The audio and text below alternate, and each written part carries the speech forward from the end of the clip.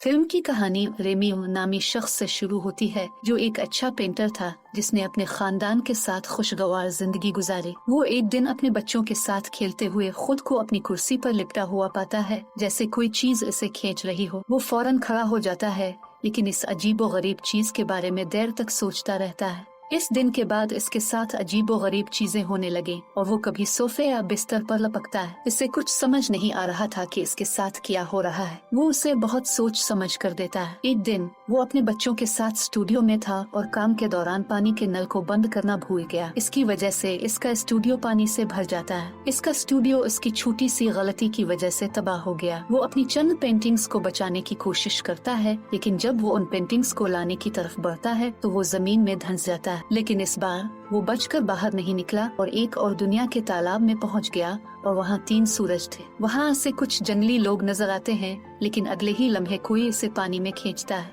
अब वो अपनी दुनिया में लौट आया है, लेकिन इसे कुछ भी ठीक नहीं लगता और वो जानता है कि ये उसका वहम नहीं है, बल्कि इसके साथ कुछ गलत हो रहा है। वो अपनी बीवी को सब कुछ बताता है, लेकिन वो इस पर यकीन करने को तैयार नहीं थी। दरअसल रेमी की बीवी अपने बास को पसंद करती है और रेमी को छोड़ना चाहता था। रेमी के पास कुछ नहीं है, न इसका स्टूडियो और न ही इसकी बीवी।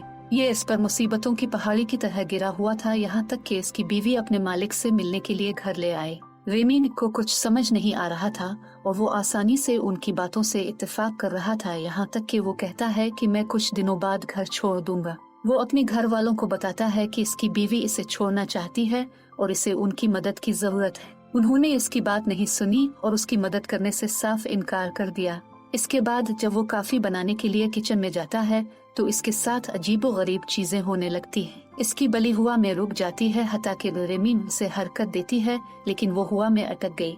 वो अपने इर्द गिर्द की चीजें देखती है कि सब कुछ रुक गया था। जमीन नाय की तरह थी और वो जमीन में सिमट गई।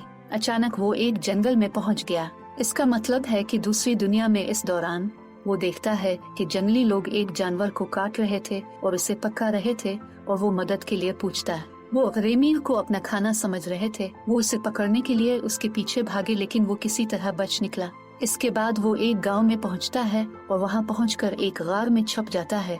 इसी दौरान एक चीज इसे खींचती है और अचानक वो अपने घर में गिर जाता है। इसके घर वाले परेशान हो गए और सब कुछ गड़बड़ हो गया, लेकिन कोई इस बात पर यकीन करने को तैयार न था और एक दूसरे से बात करते हैं कि रेमी वो पागल हो गया है। इस दौरान वो बेहोश हो जाता है। वो अस्पताल में जागता है, लेकिन डॉक्टर उसकी बातों पर यकीन करने को तैयार नहीं था। रेमी अपने स्टूडियो में वापस चला जाता है और बैंक और उसके कस्टमर्स इससे पैसे लेने के लिए वहाँ मौजूद थे। अचानक वो चलना और बोलना बंद कर देते हैं और वो फिर से गौर में डूब गया। उसने सबको इसे देखने के लिए बुलाया, लेकिन कोई जवाब नहीं देता। वो कैसे जवाब दे सकते थे, क्योंकि वो मुंजमद थे। अब वो तीसरी बार इस दुनिया में पहुंचा और वहाँ बहुत से जंगली लोग थे और ऐसा लगता है जैसे वो इसका इंतजार कर रहे थे। वो उनके इशारों से समझता है कि वो इसे उड़ने के लिए कह रहे हैं। रेमी को लगता है कि शायद वो उड़ सकता है और पुरजोश होकर वो उड़ने लगता है, लेकिन नीचे गिरता है। वो इसे जबरदस्ती जादुई फल खाने पर मजबूर करते हैं। अब वो फल खाने की वजह से रेमी उनकी जुबान समझ रहा था। कबीले का सरदार उसे समझाए कि वो उनकी दुनिया में कैसे आया है।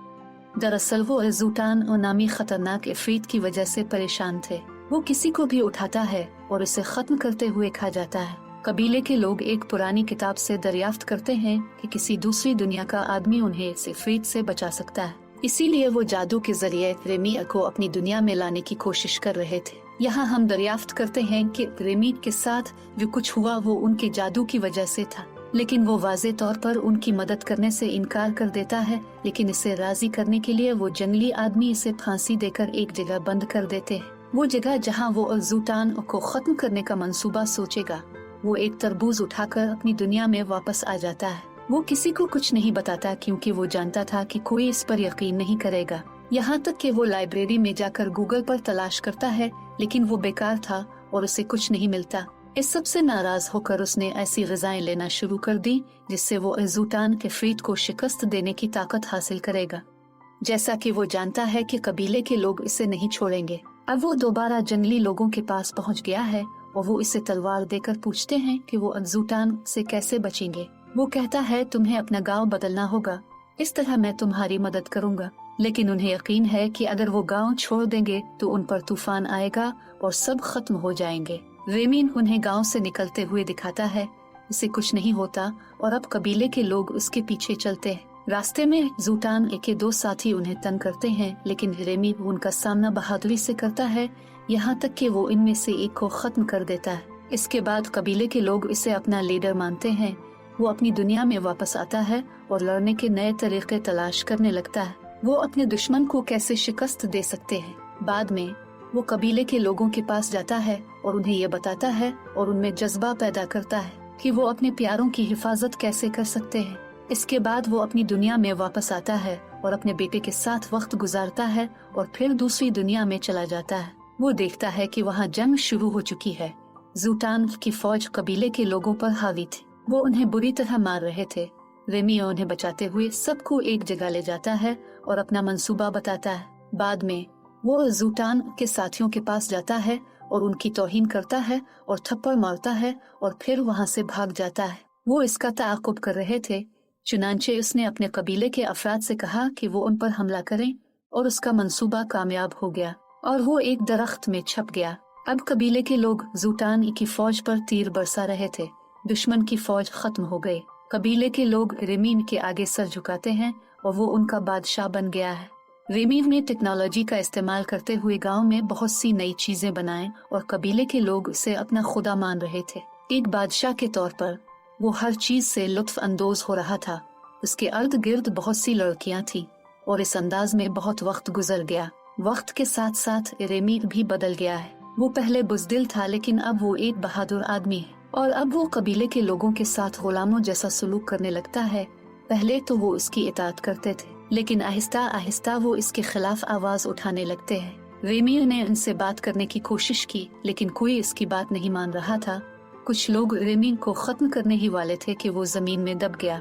वो फिर अपनी दुनिया में पहुंच गया और उसे सबक मिल गया कि लोगों को किसी बादशाह की जरूरत नहीं जो उनके साथ गुलामों जैसा सलूक करे। रेमी अपनी दुनिया में वापस आता है और अपने दोस्त से दोबारा पेंटिंग शुरू करने के लिए मदद मांगता है और अब उसकी जिंदगी में एक लड़की है। वो एक दूसरे को पसंद करने लगते हैं।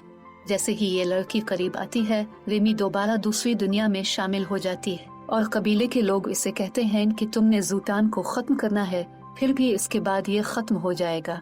रेमी अब इस सब में फंसना नहीं चाहता, लेकिन वो इसे जबरदस्ती जूटन के गार में फेंक देते हैं। रेमी लड़ते हुए खौफजदा हो रहा था, लेकिन इसने अपना हथियार हवा में फेंका और वो सीधा जूटन से टकरा गया। अब जूटान इफरीत खत्म हो चुका था और सब उसे देखकर खुश थे। कबीले के लोगों का आखिरी रिवाज अभी बाकी था। इसे खत्म करते हुए उन्हें रेमी खाना पड़ती है। जब उसे ये मालूम होता है तो वो खौफजदा होकर भागता है, लेकिन जादू के जरिए रेमी कहने वाले ने अपनी चीज को आग में फेंक दिया।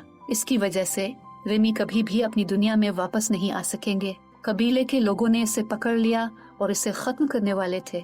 इस दौरान चंद लोग जलती हुई चीज को पानी में फेंकते हैं और उसकी वजह से रेमी बच निकला। अब वो अस्पताल पहुंचा।